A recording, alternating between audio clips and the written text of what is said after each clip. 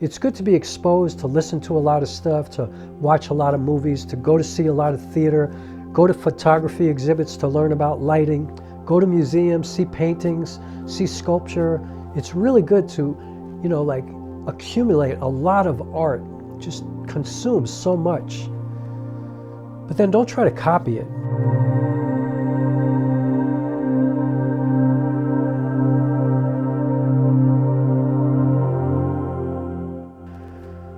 I want to talk about something that actually made my head explode today. And I actually think this is one of the best parts of YouTube. And that's when you are inspired by somebody else. And in one of the most unlikely places, unlikely person, in my case, it's a kid named Andrew Laurel. And I'm going to put a link to his page in the description. This is a 17-year-old kid. And I first noticed his videos long time, like, I'm not going to say a long time ago, but a few months ago. I'm watching this video of somebody talking about his process of making a film, and he's typing on a typewriter. And I'm like, okay, all right. Like literally using a typewriter.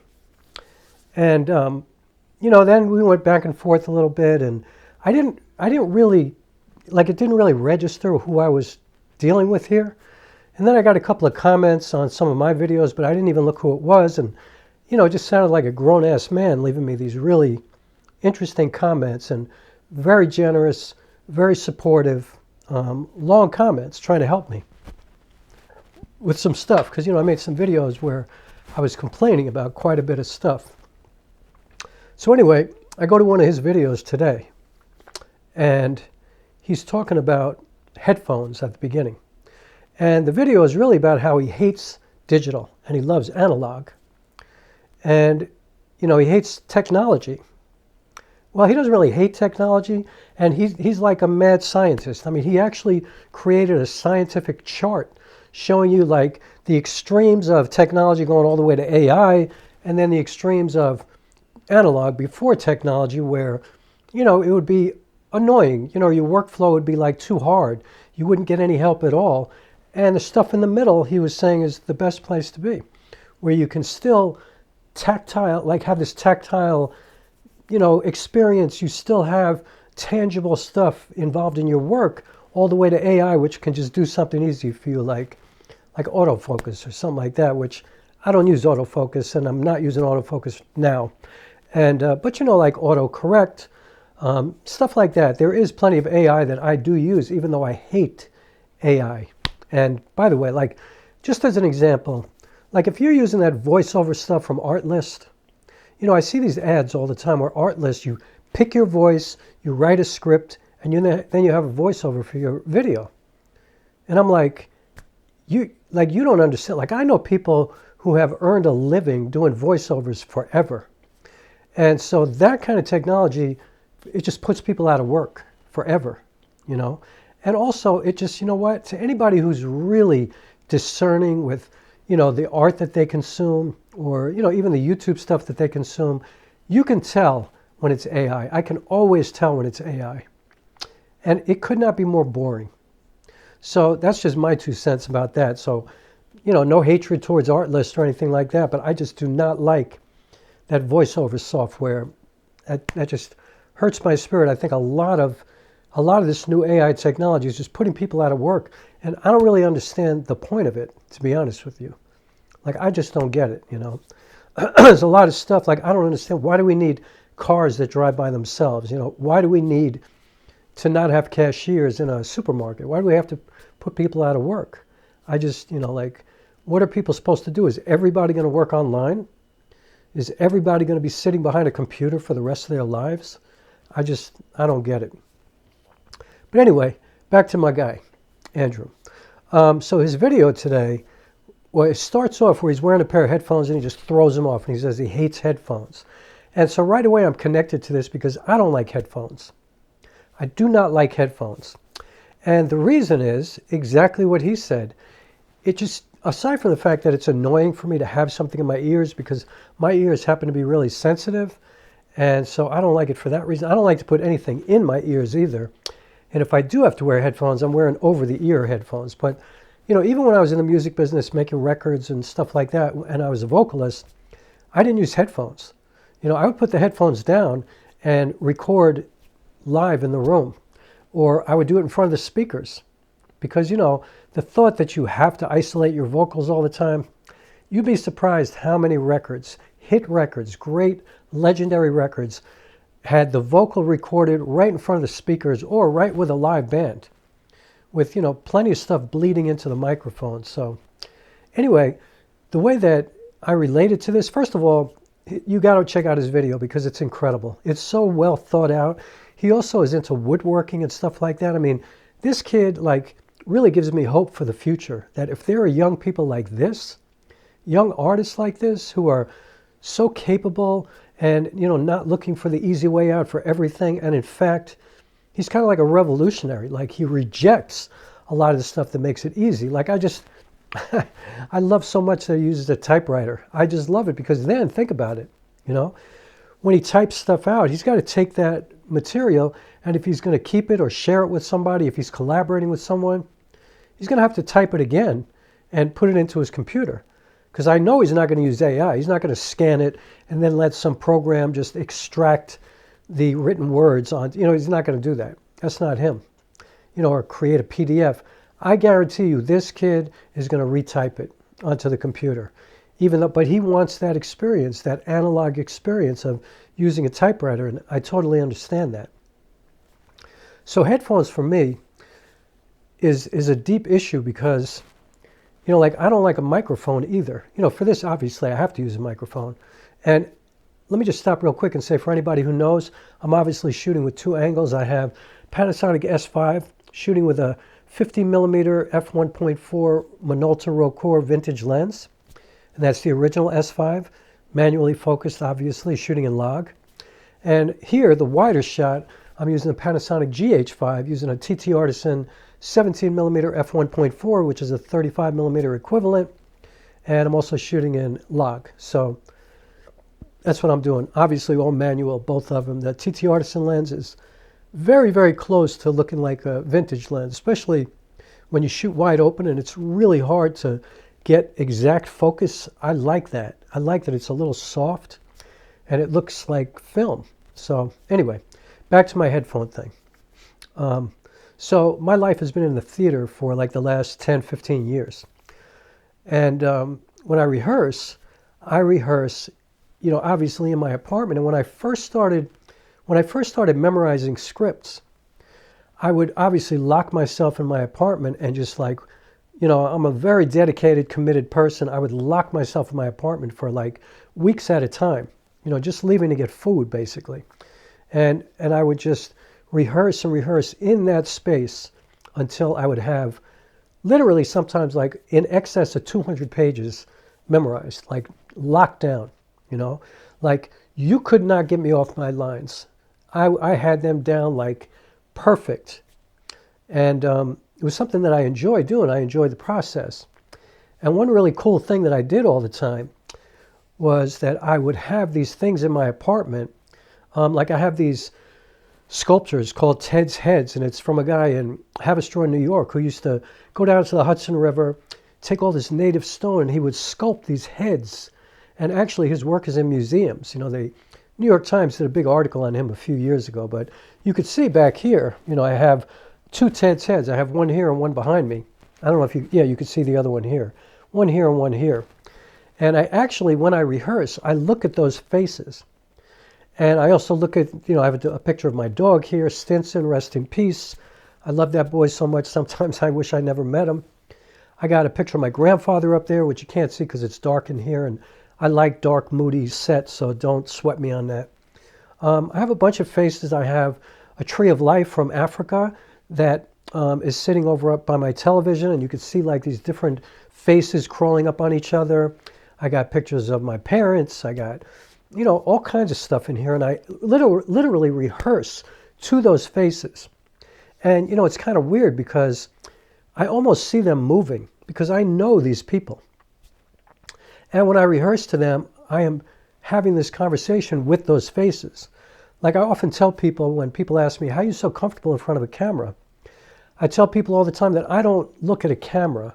Like, even though I'm literally looking at a camera, I'm imagining somebody who I am friendly with, somebody who I care about, somebody who I love to talk to, somebody who I might be sitting across from in a restaurant or on my couch, or, like somebody who I love. And then I could share the story like that, and it's much easier because I can imagine what they look like receiving what I'm saying. So that's a good tip to make it easier and better for you to speak into your camera. So anyway, I'd used all those faces, right? And what I learned was the minute I took, oh, and the other thing is this. Sorry, I'm like kind of all over the place. I would always have music playing too, but I would use often the same music. Like I was either memorizing, listening to John Coltrane's A Love Supreme or Keith Jarrett, the Cologne concerts. And I would always have one of those two pieces of music playing because, first of all, they're both long. They're both like suites. They're 4 parts. I think both of them are 4 parts. So they're like 4 separate CDs, both. And so obviously they can just play and play and play. And if I cycle them, they'll play for like 24 hours. They'll play for as long as I just keep cycling. So I'm hearing the same music. I'm seeing the same faces. And what I learned a long time ago is the minute I get out of that environment, the minute I wasn't hearing that music, the minute I wasn't seeing the faces that I was seeing, my words would just be gone. Like I lost everything. Like all that hard work was gone. And, I guess technically it was not gone because it's somewhere in the gray matter of my brains, but I didn't have the mastery of it that I had developed doing it indoors. And so I learned that the best way for me to rehearse would be to first learn everything in that controlled environment. That's fine. But then I would go outside. And what I used to do is I used to go walk through New York City, and I would walk from like, when I first started doing this, I was living in Asbury Park, New Jersey. But I was also going back and forth to Brooklyn a lot. And so I would walk from Brooklyn to the Bronx. Like I go to Brooklyn, from Bed-Stuy, go over the Brooklyn Bridge, go all through Manhattan, walk up through Uptown, go up to 155th Street, cross the McCombs Bridge, get on the Grand Concourse, past Yankee Stadium, and walk all the way up to Fordham Road. And then I would have like a full play rehearsed. And when I started doing this, I was wearing headphones because I thought I didn't want to hear all the noise in New York City. I wanted to concentrate and focus, But then it occurred to me one day, I was like, you know what? I'm going to apply the same idea that I applied from being indoors and then coming outdoors, that what's going to happen if I take my headphones off and suddenly I have to deal with all the noise, all the cabs and people talking and maybe people screaming at me and like buses and trains and all the stuff, sirens, like everything, people laughing, people screaming, like what was going to happen then? And sure enough, when I first started doing it, the words were gone, just gone. And so from then on, I realized don't ever wear headphones. Don't ever rehearse in only a controlled environment. Like you can first get it in a controlled environment if you want.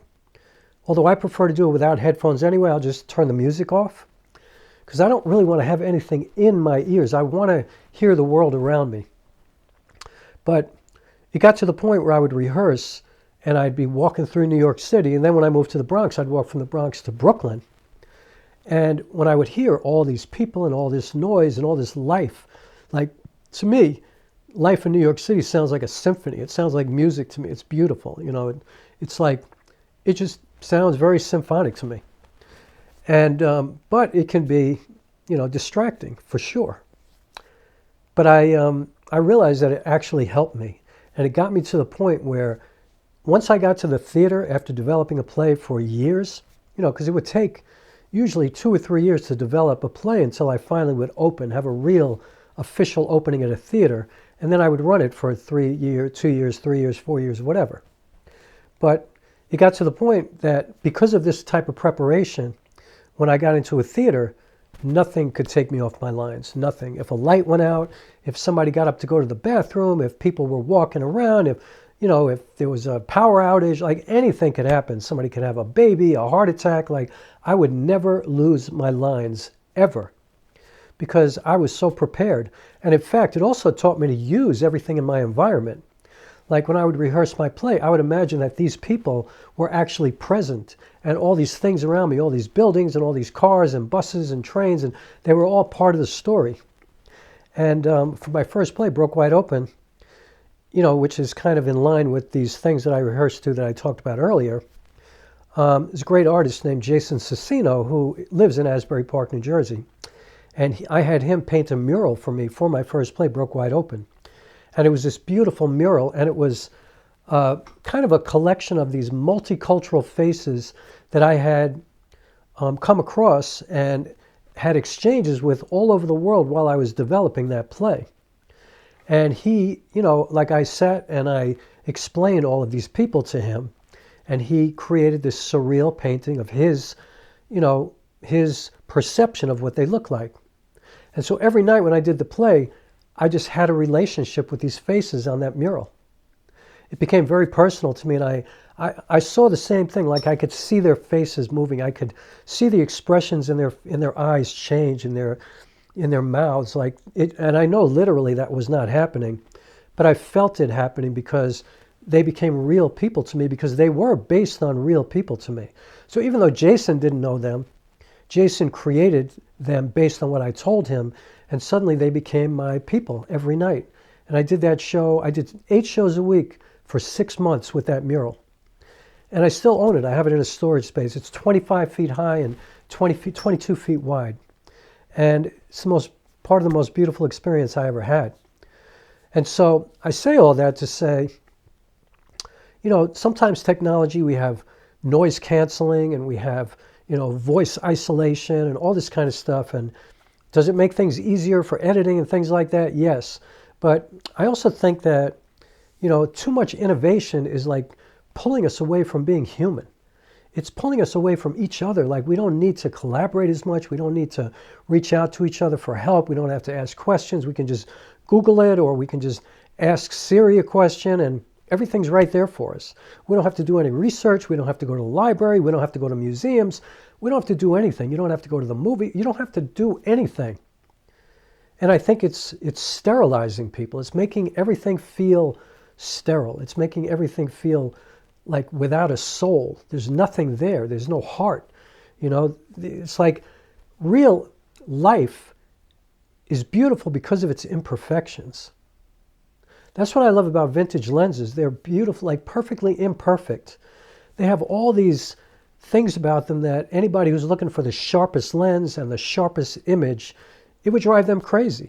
Part of the lens, part of the image is blurry and part of it is not, and some is distorted and some is not, and the bokeh just looks completely different than you would expect in a sharp lens. And the amazing thing is they cost so much cheaper. Like a great vintage lens is like $200. If you get the renowned Helios 44-2, I got mine for $75. And I got the good one. Like there are about 6 different versions. I got the best version because I was lucky. And it's amazing. It's one of my favorite lenses. Just like these Minolta lenses are old vintage lenses.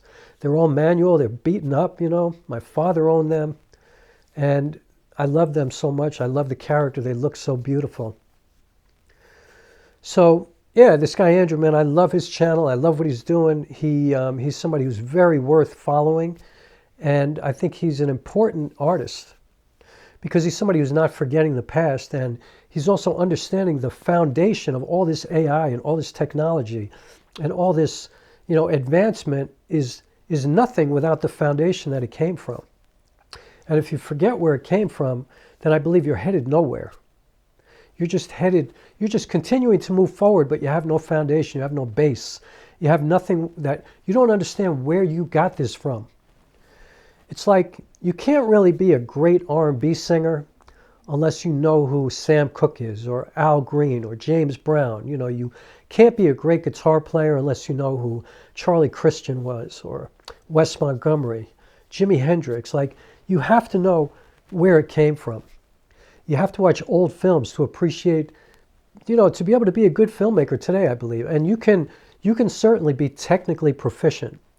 And you can certainly be amazing and know how to take advantage of technology. And if you're a good storyteller, okay, you could do good work. But if you know where it came from and you understand the foundation of how it was developed from people who did not have access to any of this technology, who had to actually figure out how to do things that looked interesting, that weren't just regular.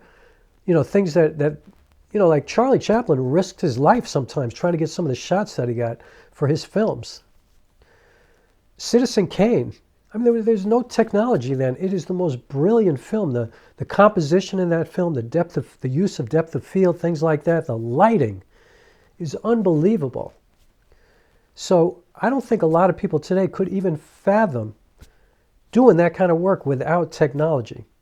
And, perhaps they would think, why would I even want to do that? But not Andrew, he knows. Because he's studying that, obviously. He's in that still. But he's also taken advantage of technology. And that's what I loved about the video that I watched today. He created a chart. You got to look at this. I'm telling you, it's amazing. It just made my head explode. And it made me feel proud to know him, Like this dude, he's carrying it forward in the best kind of way. Because what the artist did before you is crucial to move things forward properly. And I think that's what a lot of people who are young now, like new to, whether it be film, theater, music, whatever. I think that's why music is sounding pretty sterile these days, I mean, certainly there are a lot of amazing musical artists out there. I'm not saying music sucks, but I'm saying overall, if you compare music today to music in the 80s, the 70s, the 60s, and you see how diverse the artists were back then, and how people had their own sound, and they weren't so influenced by everybody else because, they were far away from each other. They weren't all doing the same thing. They weren't all working in the same way. The world wasn't so small, wasn't so close together. It took a lot. I mean, like, the Rolling Stones always talked about being influenced by black musicians from the United States, from blues artists, and they were. But when you listen to the Rolling Stones, do they really sound like Sam Cooke or, people like that? Donny Hathaway? Like, no. They sound like the Rolling Stones. See, that is what truly being influenced is about.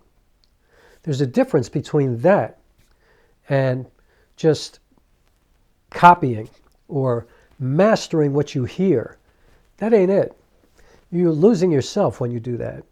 It's good to be exposed, to listen to a lot of stuff, to watch a lot of movies, to go to see a lot of theater, go to photography exhibits to learn about lighting, go to museums, see paintings, see sculpture. It's really good to, accumulate a lot of art. Just consume so much. But then don't try to copy it. I see so many videos on YouTube where people are telling you to copy stuff. I mean, I guess it's okay to recreate a scene to learn how to do lighting and learn composition and stuff like that. But I just think there's too much of it, and I think the reason is that people could care less about who came before them. I guarantee you there's a lot of filmmakers here on YouTube who are very talented, very accomplished, who probably never saw Citizen Kane, who probably never heard of Cinema Paradiso or, One Flew Over the Cuckoo's Nest, who have no idea about films where the directors and the actors and the producers and the cinematographers and the lighting people and everybody had to figure it out at levels that people today could not even fathom in their wildest dreams. And so I was really inspired by this today. I am somebody who doesn't like AI and technology, but mostly it's because it scares me, because it makes me feel like we're losing something so important about us. And I think it's making us I'm not going to say sociopaths, but we feel much less. There's much less heart. And I also think that that's frankly why a lot of people they spend all this money on these 6K, 8K sensors and $3,000 on lenses or more, and then they put ProMist filters on it. Or they put, Cinebloom filters, and then they go into post-production and add grain and add film simulation. What is that about? It's because you feel like something's missing. There's just some kind of grit, some kind of soul that's not there when it's too easy for you to do, when it's just handed to you, when it's just autofocus all the time. That's not it. We need more respect for the past. And then I think we can have a really bright future. And I think this kid, he's somebody who should really be paid attention to. And I'm not trying to be a promoter or something like that. He didn't even know me. I don't even know him. But, you know, we've had a couple of exchanges through comments. And I actually noticed that he spoke about me in a couple of his videos, because I've scoured his videos now, because I'm a big fan. And I hope that he continues to be diligent. I hope he continues to be brave like that. I hope he continues to be the revolutionary that he is, because if he goes to film school or something like that, they're going to try to suck everything that's special right out of him.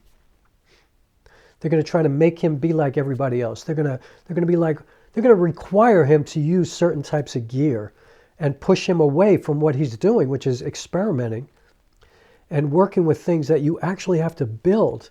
That's why he's a woodworker too. He wants to create things. He's an artist. He's like a great chef.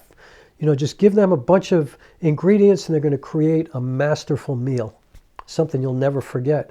Very few people can do that. Very few people can just go out with their camera and create a great story. Most people are like, oh, you know, I need a crew, I need lights, I need this, I need that. Like, everybody has all these excuses why they still haven't shot their film, why they never actually get to tell their story, because they can't afford it. They can't, you know, they don't have that kind of budget. They can't get, you know, and they complain about it like, oh, I deserve it. You know, like, I can't get a grant. I can't get this. I can't get that. You know, I just do stuff. You know what I mean? Like, I don't wait for anybody to give me anything. And this kid is the same way.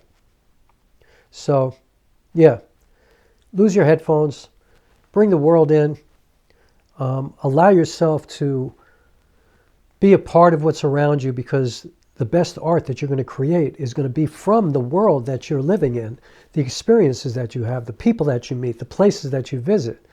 Allow that. Don't do it all in one place because AI makes it easy. Don't sit on your computer. Go outside. Get off your phone. Shut off your phone for like a whole day. God forbid. Forget about Google for a minute. Don't talk to Siri for a week. Live in the world. Reach out to people and ask human beings questions if you have a question. Go to a library. Get a library card.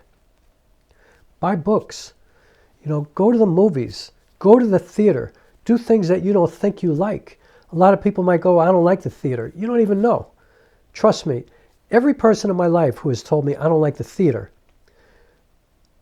you know, once I got into the theater, I dragged every one of them into the theater, and their lives were changed. They were like, whoa, I never thought it was like this. You think you don't like it. You think you don't like the movies. You think you don't like museums. You think you don't care about photography or painters. But you're going to find so much beautiful out there in the world, and it's going to add so much to you as a human being and to what you create. That's what this kid is about. That's what I'm about. So I'm going to stop there. Hope you enjoyed this. Please subscribe. Please hit the like button. Please join my Patreon page or consider it. And and real quick, finally, I have affiliate links in my description, so feel free. I got Amazon and B&H affiliate links for all my gear, my cameras, my lenses, all that stuff, lights.